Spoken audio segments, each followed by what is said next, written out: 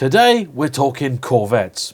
Now, the famous Chevrolet isn't a car that I've always been in love with. In fact, it was for a very long time quite the opposite. I thought the C2, C3 generation of car was fairly pretty in its own way, but the C4 is still up there in my list of most hated cars simply on the way that it looks. However, about 8 years ago I had an encounter with a C6 Z06 that I thoroughly enjoyed, and then when the C7 was announced I thought, yes, that's it, this is the car for me. I've had a few very pleasant experiences with the Corvette and been able to drive them on both east and west coasts of America. I really genuinely love the car. If they made it in right-hand drive, I'd probably already own one. A few years ago, Ford experienced great success with the Mustang when they introduced it officially for the first time to English buyers in right-hand drive. It sold like hotcakes. Really brilliant, delicious hotcakes at an affordable price. You see, that car's combination of great, fantastic muscle car looks, that all-American soundtrack, and a very low price tag meant that it was a surefire hit. People loved it. Now, I'm sure that Chevrolet are hoping to emulate some of the success with the Corvette because, along with the many other changes introduced for the C8 generation of car, it is going to be available for the first time in its history officially in right-hand drive. Previously, right-hand drive Corvettes have only existed in very small numbers and only in select markets, but it would seem that Chevrolet are trying to make this a truly global car. However, I suspect that they are going to have a few issues if they want to make a real go of it here in the UK. The first, and no doubt biggest problem, is going to be pricing. I have absolutely no doubt that a load of people have seen the extremely low entry-level price tag of the new Corvette, just shy of $60,000, done a quick translate and gone, £48,000? Oh my word, that's so cheap, I'm going to go out and buy one. Now, hold your horses, everybody, because that's just not going to be what the car costs. I would be completely blown away if it actually cost £60,000. I think it's far, far more realistic to expect it to cost somewhere between £70,000 and £80,000, and probably towards the upper end of that scale, if nothing else. And the reasons for those are a few-fold. First off, well, Chevrolet are going to have to build in a little bit of margin for currency fluctuations. That's pretty normal. Secondly, the right-hand drive car is probably going to cost them a little bit more to build, especially if they choose to do it the way that Ford did with the Mustang, where all cars are built the same and then converted at a separate factory. If we look at the example of the outgoing C7 Corvette, they started here at officially £64,000. Part of the reason for them being so much more expensive is also the fact that European buyers do get a better specification car as standard, and that's no doubt going to be the same with the C8 as it was in generations past. The other issue is the dealer network. At the present time, Corvette and Camaros can only be purchased in the UK officially through one dealer. Now, I have had an interaction with that dealer in the past, and it wasn't really the best. It wasn't especially a poor experience. Very nice, friendly, decent people that have a serious love of the brand, and that's kind of necessary because I'm pretty sure this is not much of a money-making operation for them. I went to go and look at a C7, wondering whether it would still be possible to enjoy it in left-hand drive. And unfortunately, at the time, the only demonstrator vehicle that they had was a Z06, which not only cost £122,000, but they weren't actually letting anybody test drive because, in their own words, it was lethal and undrivable. That was because it was on the tyres that it was sold with, but as far as I'm concerned, if you're selling vehicles, you need to have at least one demonstrator available in a country. You've also got the small issue of what if you're a Corvette fan and you live in Edinburgh, or even further afield. You're going to need to know that your local dealer can service it, or that somebody can do it. There used to be a Chevrolet network here in the UK, and that is now gone for many very boring reasons. And this is something that has to be in place. There's one other dealer that I've seen mentioning the Corvette, and that's Clive Sutton. But as far as I know, they're not actually an official dealer. They may just be importing some cars. Perhaps they've got a connection with the factory. I really don't know. But if Chevrolet want to sell these things here, they're going to need at least a network of, say, half a dozen dealers. One around about London, which Ian Allen is certainly going to be. I'd say one in the southwest, one in the north, say Manchester, or even perhaps Leeds, somewhere like that. potentially one in Birmingham, and then at least one in Scotland and maybe Wales too. You need that at a bare minimum. Even if the cars are all sent through one dealer, even if Ian Allen are the people that register all the cars, you're going to need official servicing routes for all of these cars. That's the other thing that a lot of people forget as well. All of the things that American buyers get with these cars, someone on every street corner that can do whatever you want to these cars, it's just not a thing that happens here. But here is the biggest problem that I think the Corvette is going to have, and it is a cultural one. It's a very difficult thing to kind of try and wrap your head around. If the Corvette lands here and its price is, as some are predicting, around about £80,000, the Corvette's going to be up against some very, very tough competition. The fact is that there are certainly customers for whom performance per dollar or per pound in our case is all that matters.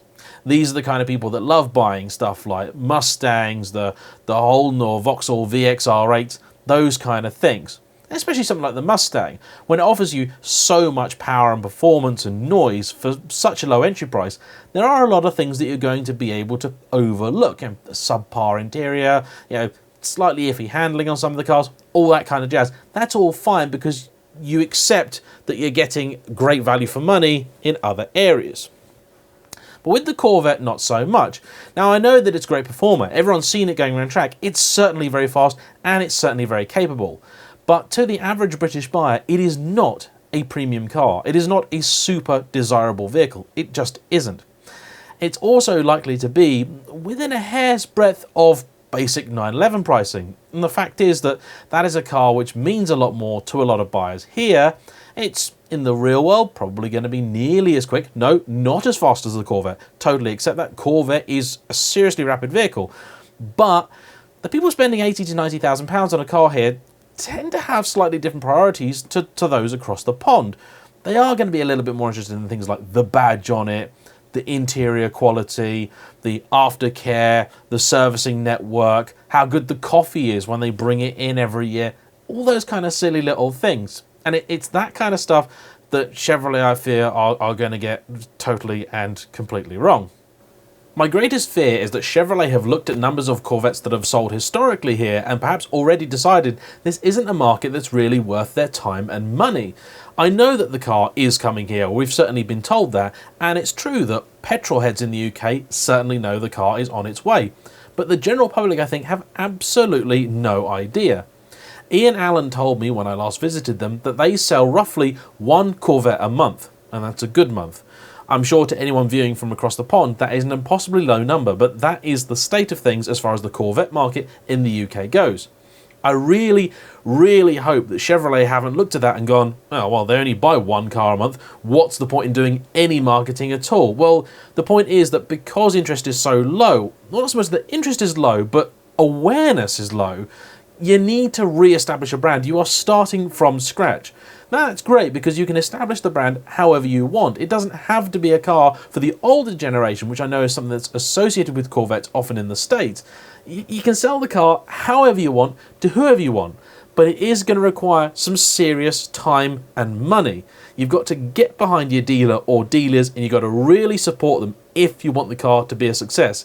You simply can't introduce the product to market and hope that buyers are going to come to you. It's not going to happen.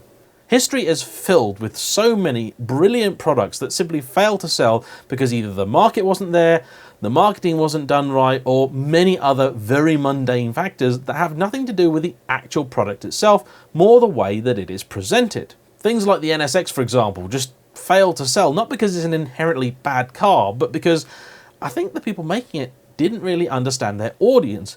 And the sort of person here that's going to be willing to go with a Corvette, go the sort of more unusual route, for £80,000 they could also get themselves very nice Audi R8 V10, which is, I suppose, to many a better badge than a Corvette. It's a more unusual colour, Vet, sure, but again, all the benefits of buying an Audi.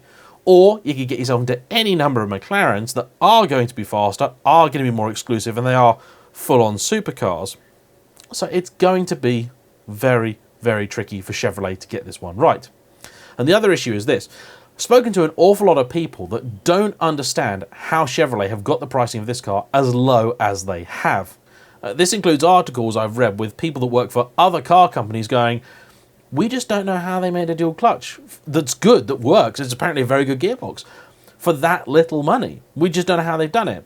And I have a suspicion that the cars they're producing now may even be loss leaders. I mean, other companies have done it before. Look at the Nissan GTR. When that came out, it was £55,000. Now it's closer to about 90. The Mustang found lots and lots of buyers when they were 36 grand fully loaded, but now they're 50 grand or thereabouts. They're just not selling. And the thing with the Mustang was that it's something we didn't have for a very long time. People wanted their Mustang fix, and those that wanted one, they've bought one now. They've got one, and the new one doesn't really offer anything to them that the old one didn't, so that's it. Most people bought one Mustang, and they're kind of happy with it. We don't tend to have the sort of serial Mustang buyers, or at least not enough of them, to kind of keep that ecosystem going. And the Corvette, I fear, might suffer from the same thing. If its initial release isn't crazily well executed, and that is going to involve getting some really good finance deals, even if they can undercut the 911 by 15 to 20 grand in terms of RRP, if the monthlies work out higher, which is very likely, it just isn't going to sell. It's just not going to happen. People are going to look at them and go, you know what, I'm going to lose too much money. I mean, this has happened to lots of other perfectly good cars. Lotus Evora, case in point, one of my favouriteest cars ever. It's brilliant, it's wonderful, it's amazing. But the finance just doesn't stack up. I know people that have bought McLarens on finance, new McLarens on finance, for less than what I could get you an Evora on finance. It just makes no sense when the McLaren is double the RRP of the Lotus, but that is the way that finance works. So there you go, there's a few thoughts. I really, really hope that Chevrolet have got a master plan, because I would love to start seeing Corvettes over here. Haven't seen a C8 in the flesh yet.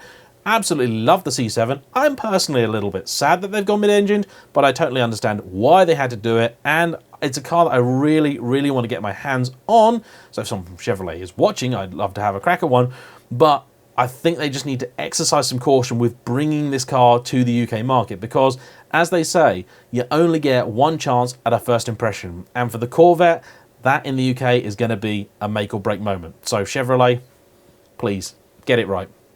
Thanks for watching. See you all for the next one. Bye-bye.